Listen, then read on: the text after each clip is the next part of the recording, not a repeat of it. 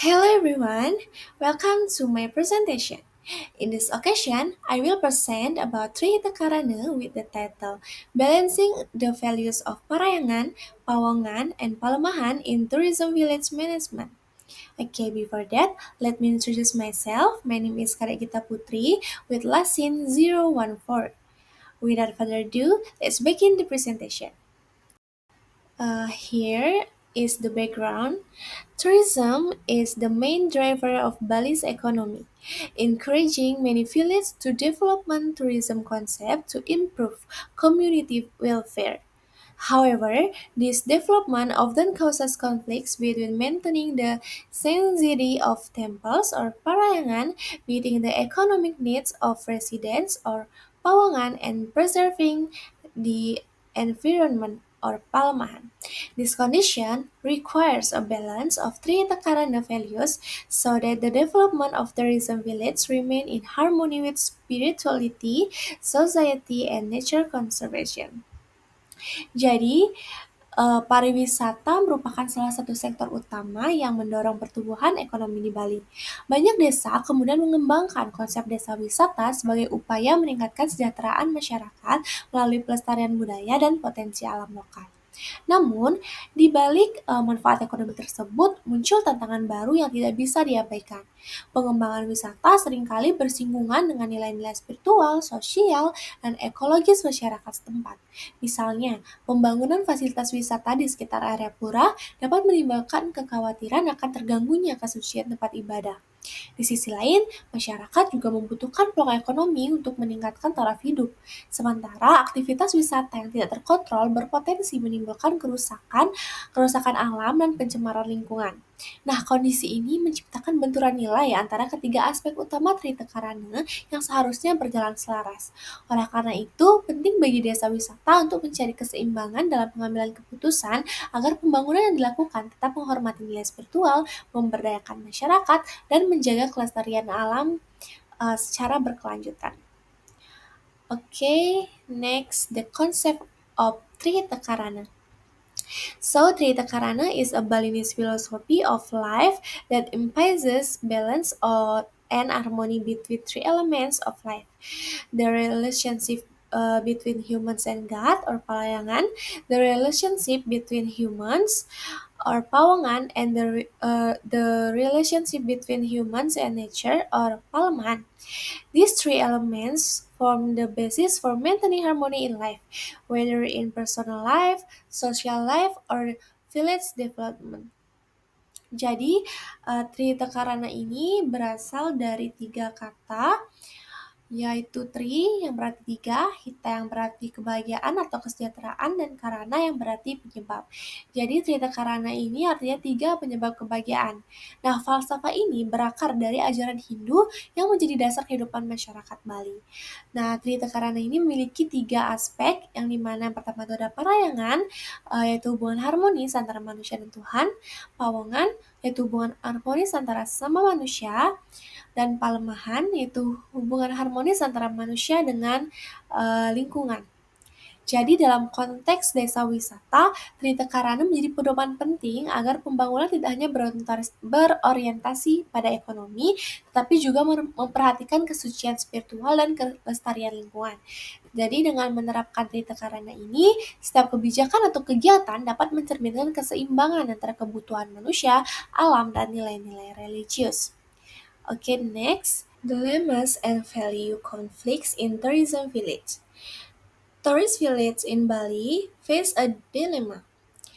First, Parayangan, maintaining the sanctity of temples from tourism activities. Second, Pawongan, improving community welfare through tourism. Third, Palmahan, preserving nature from the impact of tourism. The conflict that arise. First, tourist activities around temples disturb the sanctity. This is Parayangan versus Pawongan. Second, the construction of tourist facilities causes pollution and damage to nature. This is Pawongan versus Palemahan. And third, tourism management does not pay sufficient attention to spiritual and ecological balance. This is Parayangan versus Palemahan. So the imbalance of three Takarana values causes conflict and has a major impact on the community. Jadi dalam pengembangan desa wisata ini, masyarakat Bali berusaha memanfaatkan potensi budaya dan spiritual sebagai daya tarik wisata. Namun, seringkali kegiatan wisata justru mengganggu nilai-nilai kesucian dan keseimbangan alam. Nah, desa wisata di Bali ini pada kasus ini menghadapi dilema khususnya pada aspek parayangannya itu menjaga kesucian pura dari aktivitas wisata. Pada Pawongan, meningkatkan kesejahteraan masyarakat melalui pariwisata dan Palemahan menjaga kelestarian alam dari dampak wisata. Jadi benturan yang terjadi pada kasus ini dari sisi parayangan itu masalahnya muncul ketika wisatawan berkunjung ke area suci seperti pura tanpa memperhatikan aturan kesopanan dan kesakralan. Misalnya berfoto di area utama pura, seperti gambar yang sudah saya cantumkan di sana terdapat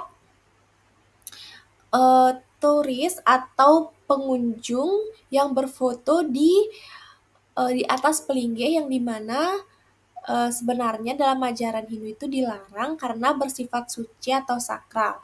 Lalu ada yang berpakaian tidak pantas atau berperilaku tidak sesuai etika keagamaan. Nah, hal ini mengurangi kehormatan umat dalam beragama. Sementara pada sisi pawongannya, masyarakat ingin mendapatkan manfaat ekonomi melalui usaha pariwisata. Namun, peningkatan aktivitas wisata menyebabkan berbagai masalah lingkungan. Nah, di sini sudah merembet pada aspek pelemahannya, seperti penumpukan sampah, polusi, dan penggunaan sumber daya alam yang berlebihan. The impact of imbalance. Jadi dampak ketidakseimbangan dari desa wisata ini. First, Parayangan, the loss of temple sanctity due to excessive tourist activity in sacred areas. Jadi, pada Parayangan, dampak ketidakseimbangan yang terjadi yaitu hilangnya kesakralan pura akibat aktivitas wisata berlebihan di area suci. Jadi implikasi terhadap desa wisatanya itu dapat menurunkan nilai spiritual dan mengurangi rasa hormat terhadap tempat ibadah. Okay, second, in the Pawangan aspect, the emergency of social conflicts between residents due to differences in economic interest and customs. Jadi pada aspek pawongannya itu timbulnya konflik sosial antar warga karena perbedaan kepentingan ekonomi dan adat. Dampak ini sehingga menimbulkan gangguan keharmonisan sosial dan menghambat kerjasama dalam pengelolaan wisata. Lalu last in aspek Palemahan, environmental damage such as pollution and tree felling for the construction of tourist facilities has occurred. Jadi pada aspek Palemahan, dampaknya itu dapat terjadi kerusakan lingkungan seperti pencemaran dan penebangan pohon untuk pembangunan fasilitas wisata. Nah, dampak ini dapat menurunkan daya tarik wisata dan mengancam keberlanjutan alam desa. Okay, next, efforts and strategies to maintain the balance of Trihita Karana. In the Parayangan aspect, instilling spiritual awareness through religious education, ethics training, and customary rules that preserve the sanctity of temples amid tourist activities. Second, in the Pawangan aspect, encouraging active community participation in village deliberations and community-based tourism management to ensure equitable economic benefits and maintain social cohesion.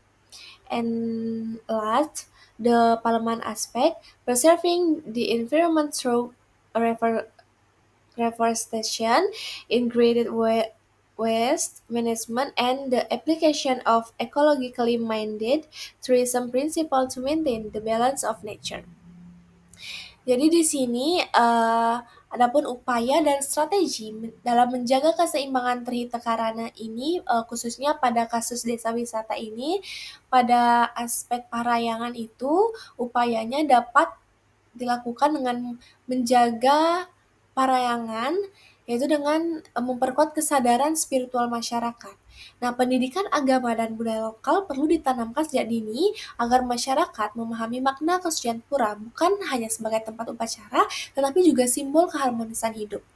Jadi, di sini tokoh agama dan adat itu dapat berperan aktif memberikan penyuluhan kepada masyarakat maupun wisatawan tentang etika berkunjung ke tempat suci. Selain itu, desa dapat menetapkan aturan atau awik-awik yang mengatur tata cara wisata di area pura agar kegiatan ekonomi tidak mengganggu aktivitas keagamaan. Nah, dengan demikian kemajuan pariwisata tetap berjalan tanpa mengorbankan nilai spiritual. Yang kedua, pada aspek pawongannya, strateginya itu dapat difokuskan pada peningkatan kebersamaan dan keadilan sosial. Jadi pemerintah desa dan masyarakat harus mengedepankan musyawarah dalam pengambilan keputusan, terutama terkait kebijakan wisata dan penggunaan lahan.